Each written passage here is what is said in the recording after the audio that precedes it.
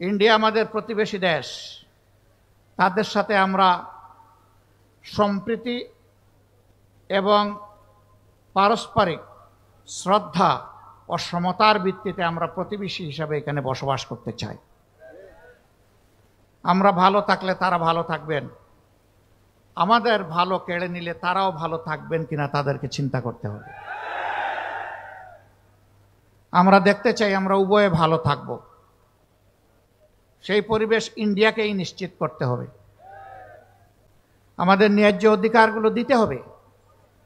তিস্তার কারণে প্রতি বছর উত্তর জনপদের মানুষ বর্ষা মৌসুম আসলেই আতঙ্কে থাকে, কি হবে আজ আমাদের কপালে। তিস্তা পাড়ের অনেক মানুষ ভালো করে একটা ঘর বাড়িও তৈরি করে না, কারণ জানে বন্যার স্রোত তা তিস্তাতে ভাসিয়ে আমাদেরকে নিয়ে যাবে। এই দুঃখ মুছে যাক আমরা চাই।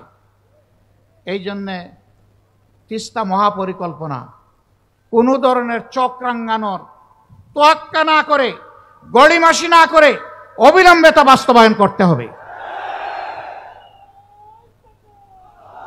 ব্রিটিশ আমল থেকে এখানে এয়ারপোর্ট ছিল, এখন মৃত্যুবরণ করে পড়ে আছে। আমরা বলি এই এয়ারপোর্টকে জীবন দিতে হবে।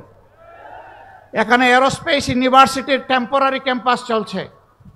একজন বলেছেন আমরা শুনতে পাচ্ছি এলাকার মানুষকে বঞ্চিত করে এটা অন্যত্র সরিয়ে নেওয়া হবে। আমরা বলি আগে যারা করেছে তারা চিন্তা ভাবনা করেই এখানে করেছে, অতএব এটা যেন এই জায়গা থেকে কোথাও সরে না যায়। আরও 3টা দরকার হলে আপনারা গড়ে তুলুন, কিন্তু এটা সরানো চলবে না। তার পাশাপাশি এখানে স্থায়ী ক্যাম্পাস গড়ে তুলতে হবে।